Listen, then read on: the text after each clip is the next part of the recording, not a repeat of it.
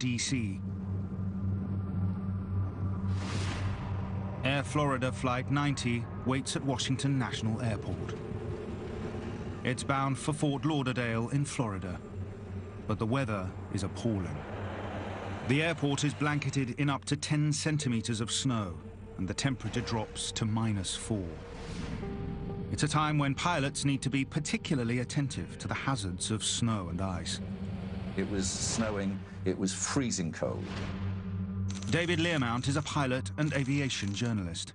Every time winter comes round, all the good airlines remind their pilots they must be aware of all the risks that winter throws at them. On board Flight 90, the 79 passengers and crew have been delayed for over an hour and a half by the snow and are impatient to get off. One of them is Joe Stiley. He's told his wife he'll only be away 24 hours and will then take the children on holiday. At 3:59 p.m., the Air Florida flight is given permission to take off. Flight 90 gathers speed down the runway. As it climbs out of the airport, it suddenly goes into a stall. Stall it! Larry, we're going down! Larry! I know it! I know it!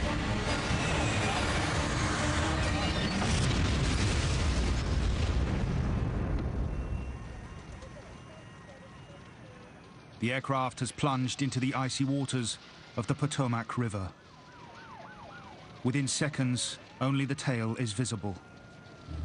Then, against all the odds, a small group of survivors bob to the surface. Ice prevents rescuers reaching the struggling figures. Then, a helicopter arrives. It's a race against time. In freezing water, a human will lose consciousness within 15 minutes. But only one person can be rescued at a time.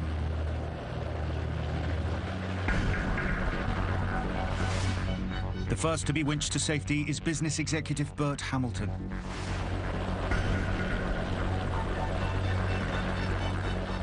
He's followed by Kelly Duncan, a 22-year-old air stewardess.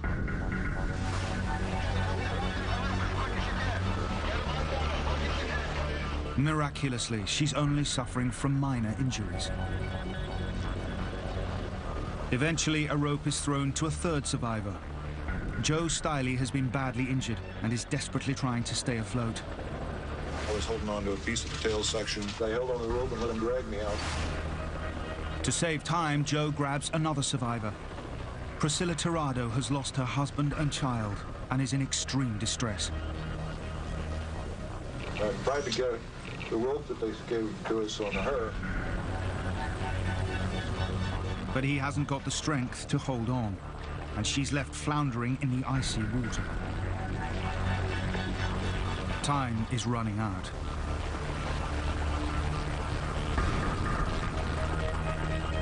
Then a bystander strips off and jumps in. Lenny Skutnik, in an act of extraordinary courage, pulls her to the shore.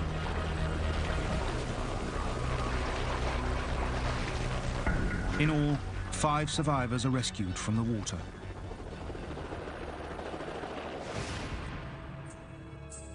A 6th man, Arland Williams, who has repeatedly passed the rescue line to others, doesn't make it. There was a 6th man clinging to the wreckage, and as I dropped the flotation devices, he handed these devices to the other people who were clinging around him on the wreckage.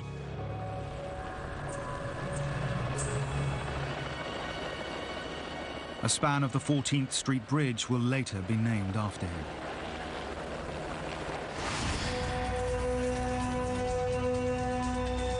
But getting people out of the river is only part of the problem. On the 14th Street Bridge itself that day, there's also chaos. One of the aircraft's wings has clipped it, overturning and crushing vehicles. Bill Hendricks will later lead the crash investigation. There were 6 cars just flattened out Part of the bridge structure was gone, the bridge railing was gone. It was a terrible sight, and the airplane was in the river still with victims inside it. The accident's final death toll is 74 passengers and 4 people on the bridge. But the big question hanging over the whole incident is what has gone wrong. Washington that day has been hit by freezing temperatures and unusually heavy snow. But dozens of other aircraft have landed and taken off safely in identical conditions. So what makes Flight 90 the only victim of snow that evening?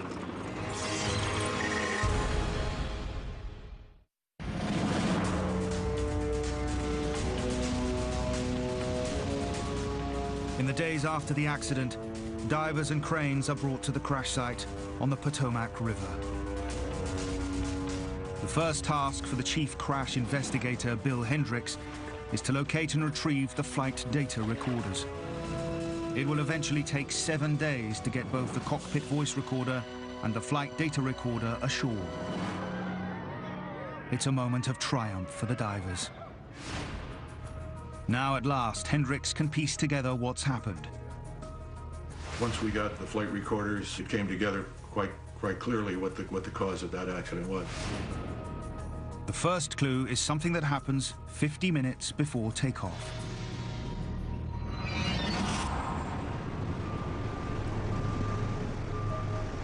Snow has made the taxiway slippery, and the tow tugs can't pull Flight 90 back from the boarding gate. The pilot, Larry Wheaton, decides to help. Okay, I'm gonna try a little reverse thrust. He revs the aircraft's engines and then reverses the thrust for 90 seconds. It's like putting a car into reverse. He hopes the engines will force the aircraft back from the gate, but it's a highly irregular maneuver.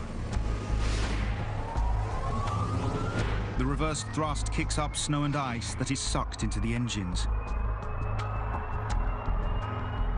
It throws stuff in front of the engine, which then gets sucked into it. It's really something that you avoid. It can gunge up a number of the sensors which are essential for the aircraft's correct performance. It's a bad judgment, but it should not have caused a crash. Modern aircraft engines are equipped to deal with snow and ice.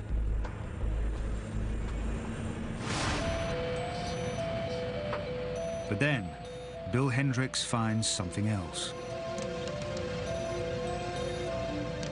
It happens during the pre-takeoff check. Air conditioning pressurization. Set.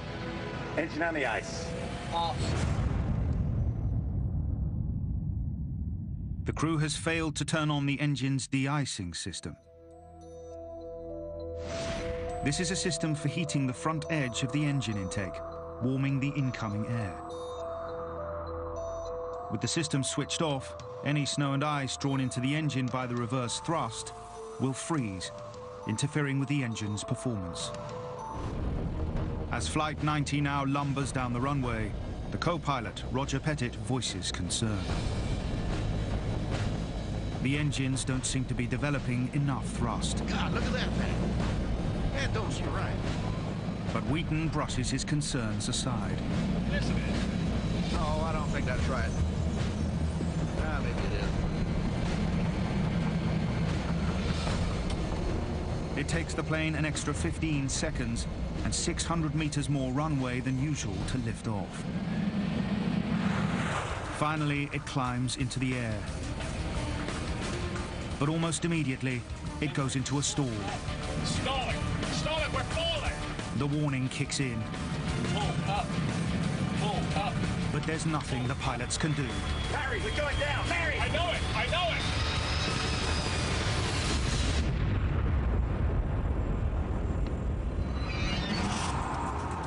Piecing the evidence together, investigators can now establish how a combination of human error and extreme weather caused Flight 90 to crash.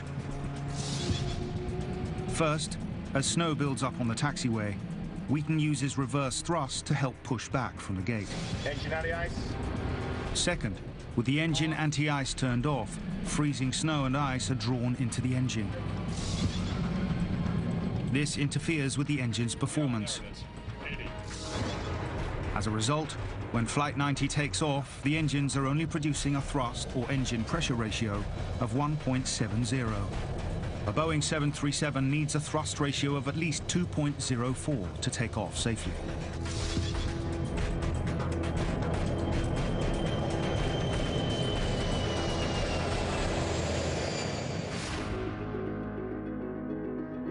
The final investigation finds the pilot, Larry Wheaton, guilty of a catalogue of errors. The accident drives home the fact that when the weather gets bad, there is no margin for error. It's a problem engineers have been battling with for years. The modern fight against extreme weather goes back to the 1970s.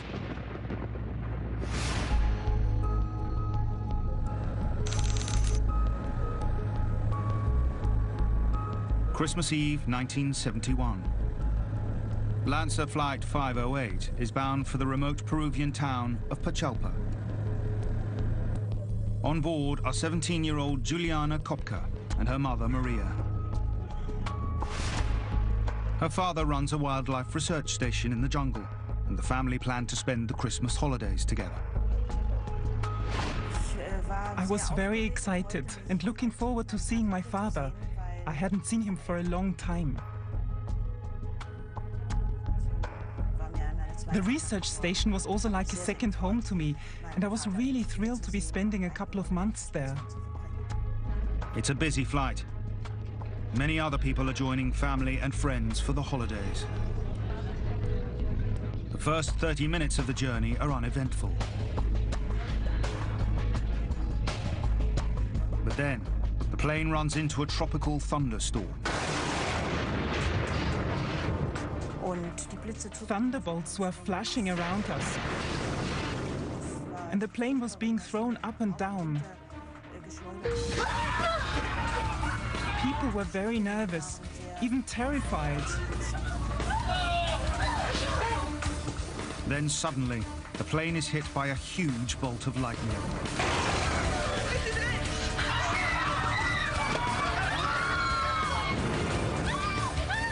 Everything is thrown around. It goes through my mind like a film. Everything went very fast. The pilots fight to keep control. But the plane is breaking up.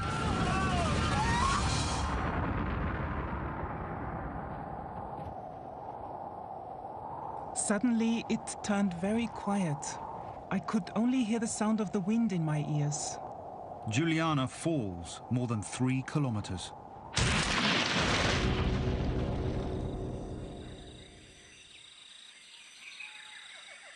Yet miraculously, she survives, still strapped into her seat.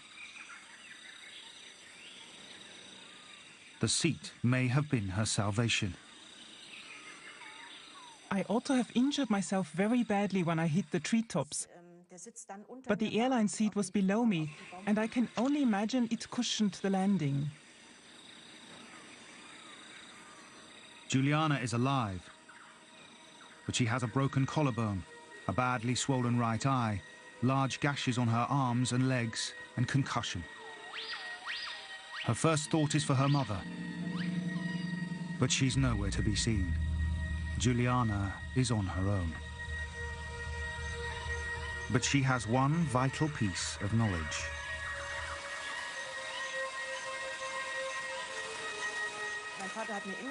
My father used to tell me, when you get lost, you should try and find a stream or running water. He said, follow that stream and you will find a bigger stream, and that will turn into a river. And then you'll find people living nearby.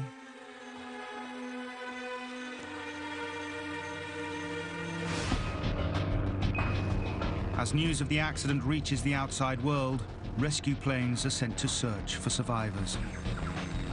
I could hear the planes searching above me. I knew the rescue operation had started. But I wasn't able to do anything as the jungle was dense and I couldn't communicate with them. As she sets off to look for help, her only food is a handful of sweets she's found at the crash site. I lived on them for 3 days and just drank water.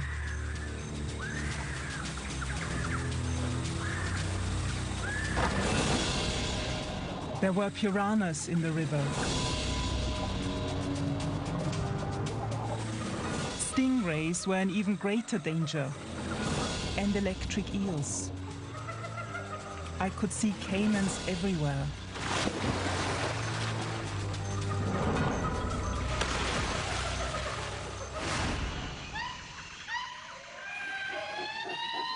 As the days and nights go by, she becomes increasingly exhausted and disorientated. With each day, I lost more hope. I had moments when I was desperate, especially during the nights. The nights were horrible.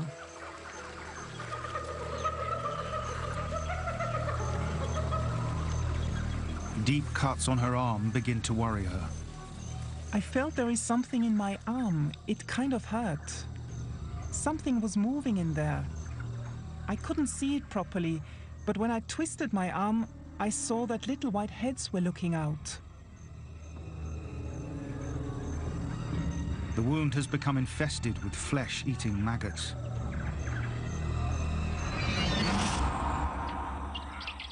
Finally, after 11 days, famished and exhausted, she stumbles on a logging camp. It's her salvation. Today, 40 years later, Juliana Kopka is Dr. Juliana Diller and works as a librarian at the Munich Zoological Center in Germany. She's the only survivor of Lancer Flight 508. Her mother, along with 90 other passengers and the crew, have died.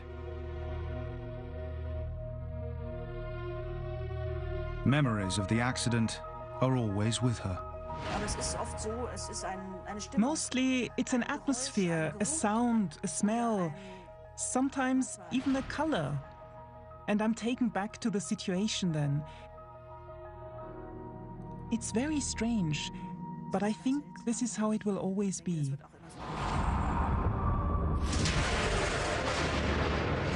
When aircraft investigators later examine the accident, they find a chain of events leading up to the disaster. 40 minutes into the journey, Lancer Flight 508 runs into a thunderstorm. Lightning hits the aircraft's right wing. Vapor from a fuel tank ignites. Fire spreads, and the wing is torn from the fuselage. The Lockheed Electra falls out of the sky. It's one of several accidents during the 1970s and 80s that are attributed to lightning and marks the beginning of an attempt to find solutions to the hazards of lightning strikes.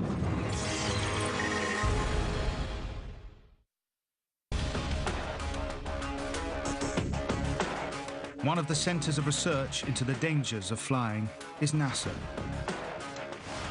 At its research center in Langley, Virginia, it drop tests helicopters, crashes passenger cabins, and develops new forms of cockpit instrumentation, all in the name of improving aircraft design. But during the 1980s, one of the most important topics of research is lightning. The work is particularly urgent because from the 1980s onwards, increasing numbers of aircraft are built using carbon fiber components in the fuselage. It's lighter, but more easily damaged by lightning than a conventional metal fuselage.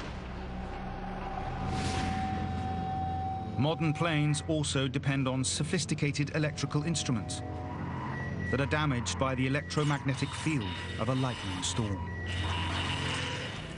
Bruce Fisher is director and chief engineer at NASA Langley. In the 1980s, he was a flight engineer in the Storm Hazard Research Team. NASA's Storm Hazards Research, getting struck by lightning now to enhance. He was part of a team that flew a specially adapted F-106 military aircraft into hundreds of lightning storms.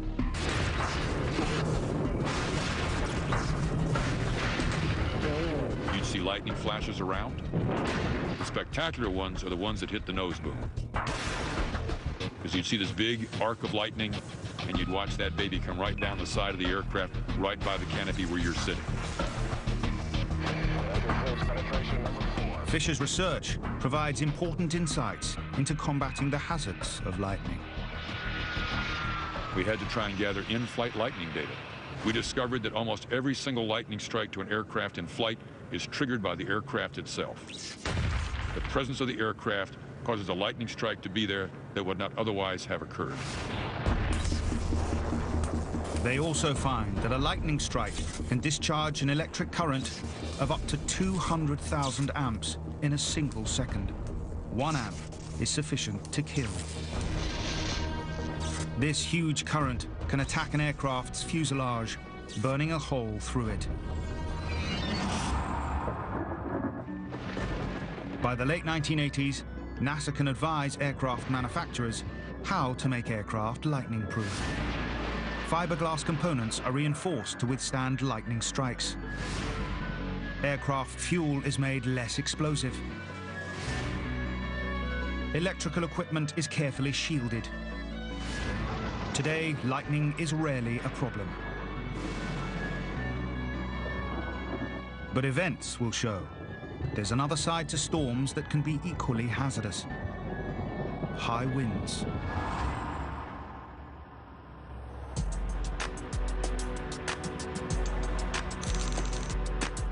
Toronto, Canada.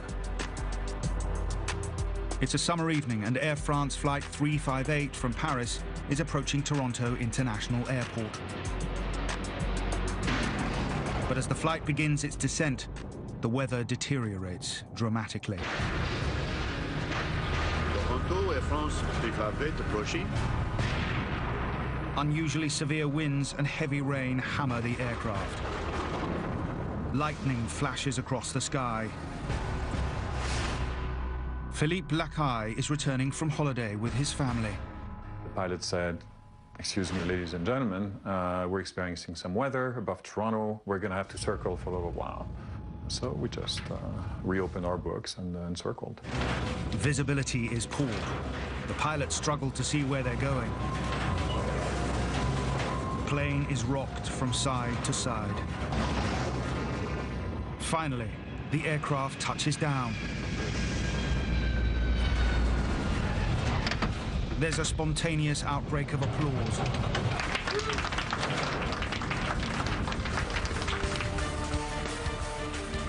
But the ordeal is not over. Moments later, still traveling at nearly 200 kilometers an hour, the plane runs off the runway. The plane plows through the airport perimeter fence.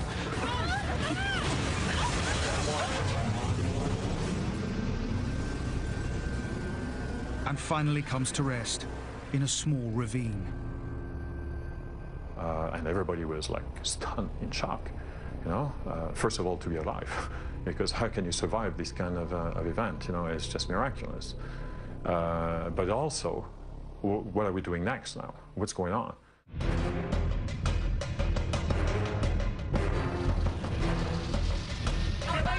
Almost immediately, there are shouts of fire.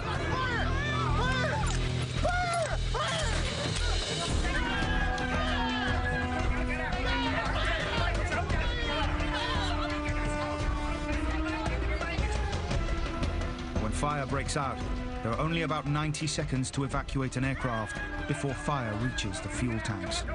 It was like a vision of hell. It's everybody for themselves. Smell of burning fuel. As the last passengers scramble to exit, Flight 358 bursts into flames.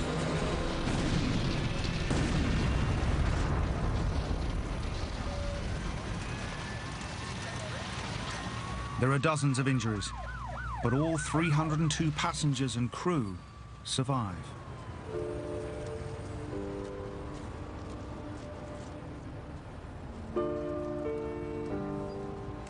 Six years later, Philippe Lacaille is still living with the emotional scars. You never forget this kind of emotional upheaval. It was very hard.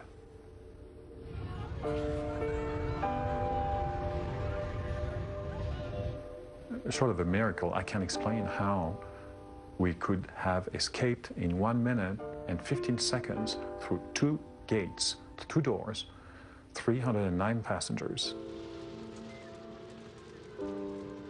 The episode is dubbed the Toronto Miracle.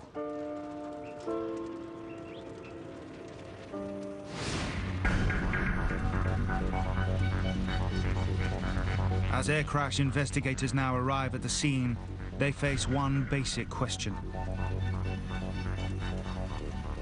Why did a plane equipped with the most modern navigation aids shoot off the runway?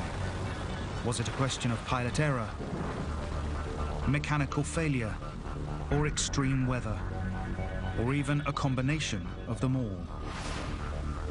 They take data from the aircraft's charred and scorched black boxes. Réal Lavasseur is the chief crash investigator. So we looked at the brakes, we looked at the tires, we looked at the engines, we looked at all the systems, the hydraulics and all the other systems, electrical, whatnot, and there was absolutely nothing wrong with that aircraft.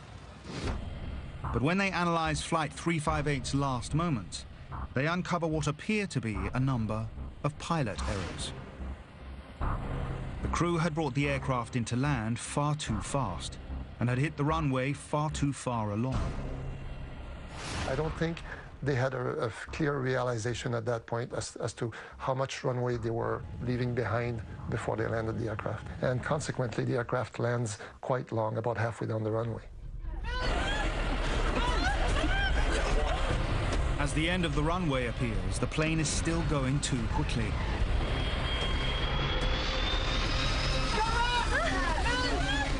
It was still doing over 120 miles an hour, so that's a lot of speed. But is it simply a matter of pilot error?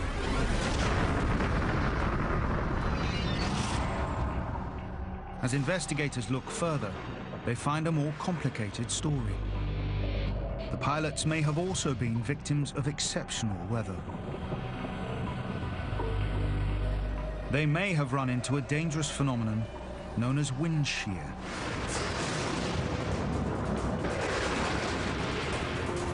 Wind shear is a serious threat to aircraft.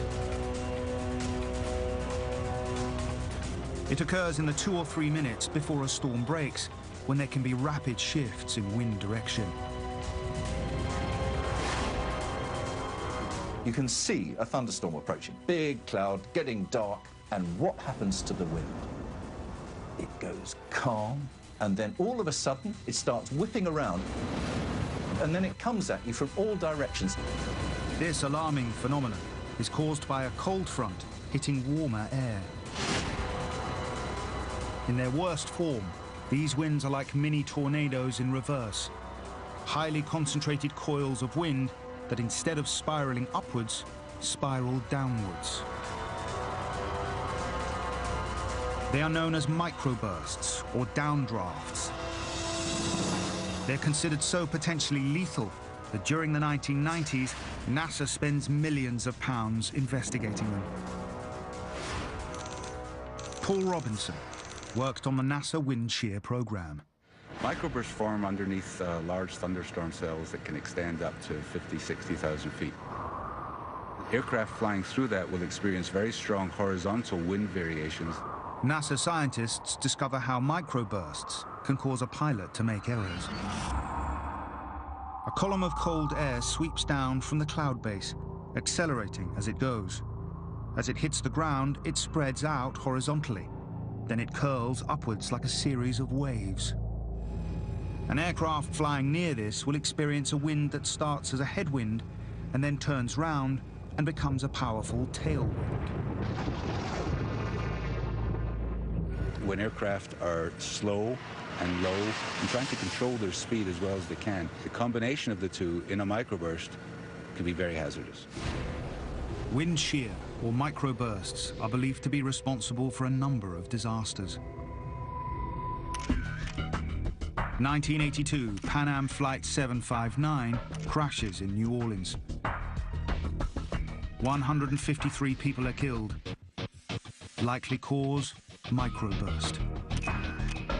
1985, Delta Airlines Flight 191 crashes at Dallas-Fort Worth Airport. 134 people die. Cause, microburst. More recent accidents linked to severe wind shear include a US air flight that crashed in 1994 and a Goodyear airship that crashed in 2005.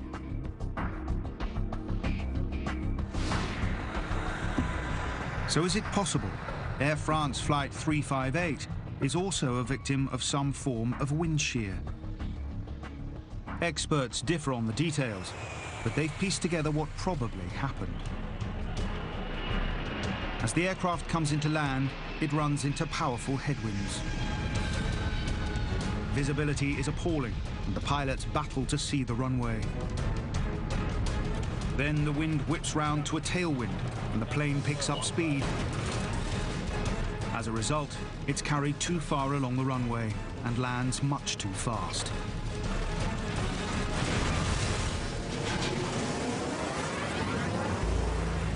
The pilots have been caught out by the rapidly shifting winds typical of wind shear.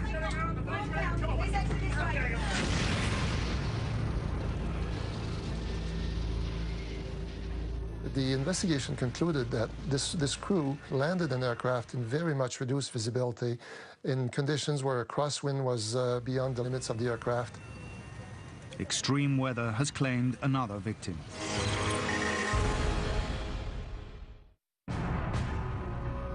Spring 2010, and a high-powered delegation of Polish dignitaries takes off for Russia.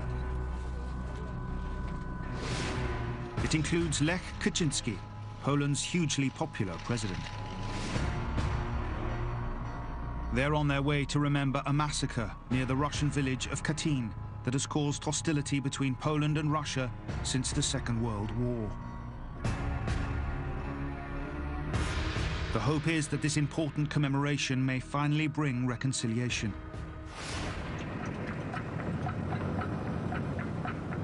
But as the Polish aircraft nears the Russian city of Smolensk, it's enveloped in fog. Landing is going to be difficult. Good morning, Smolensk. This is Polish military 101, estimating in 5 minutes. Tomasz Hipki is a member of the Polish National Aviation Council and a journalist. There were places where fog was touching the ground.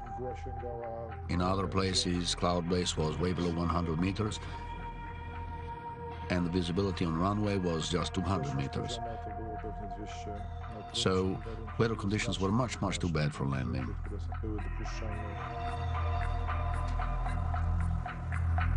Air traffic control counsels against even attempting to land. Worse still, the airport is not equipped with low visibility lighting to guide planes in. Smolensk North Airport is a former military airbase with very inadequate infrastructure.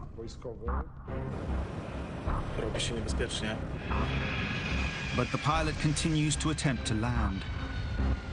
He makes one, then a second attempt to bring the aircraft down.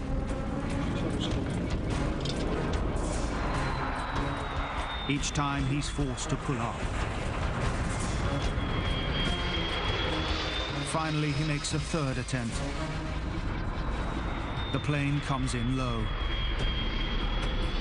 The pilots can't see the runway, but continue on down. Too low, terrain.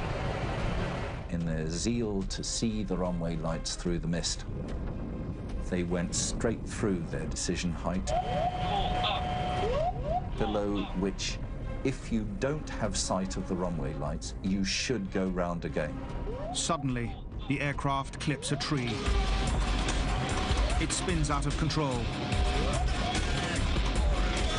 turns upside down, and smashes into the ground.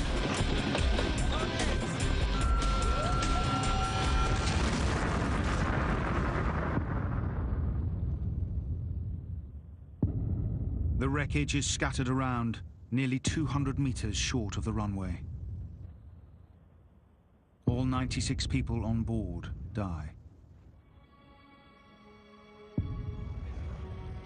They include not just President Lech Kaczynski, but senior members of Poland's parliament. People in Poland died, so I don't know how will the future of our country look like. The country declares a period of national mourning. A full crash investigation begins immediately. It's a joint Russian-Polish operation. Investigators soon find there are no signs of mechanical failure. The 20-year-old plane has recently been extensively overhauled. But that leaves a puzzle. The overhaul has included fitting the Tupolev Tu-154 with a sophisticated terrain avoidance system, which warns a pilot if he's too low or in danger of hitting something. Caution, terrain. Caution, terrain. Pull up. The inquiry hasn't been completed, but leaked transcripts from the cockpit voice recorder show that as the plane comes in, the system issues several warnings. But the pilots ignore them. Why have they done something so obviously dangerous?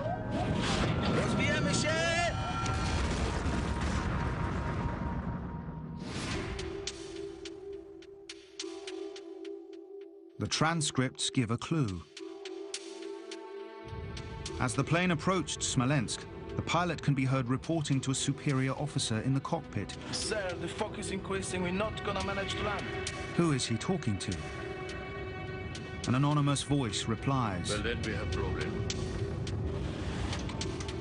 Through the radio static, there's also the snatch of another voice, adding pressure. Will be annoyed. The snatches of dialogue suggest the pilots were now under huge pressure.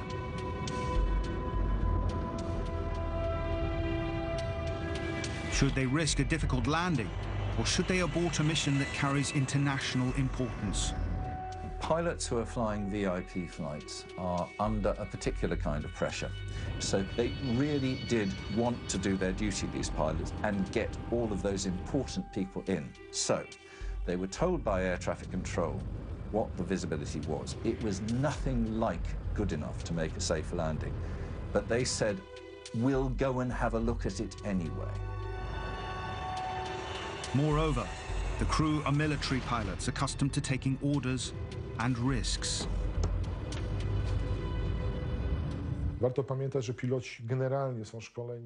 Military pilots are trained to take more risks than civilian pilots. The crew in this case had come more or less straight from military school. The idea of risk-taking was firmly ingrained in them. We may never know if this is what happened. Important sections of the leaked transcripts have been deliberately deleted. Some people believe Russians deliberately left gaps in transcript because what they found was damaging to Polish interests. What is certain is that if these holes are not filled, this riddle will never be solved. But the transcripts that are available have led some experts to blame the pilots for abdicating their responsibility. It doesn't matter if the President of Poland is on board. The person who is in charge of the aircraft is the captain of the aircraft. He is more senior in that environment than the President is. In the end, you're a trained professional. You're the one who carries the can for anything that goes wrong. According to this version of events, the pilots had simply forgotten that when the weather gets bad, there is no substitute for their own skill and judgment. In Poland today, the hope is that lessons will be learnt and there will never be a similar accident again.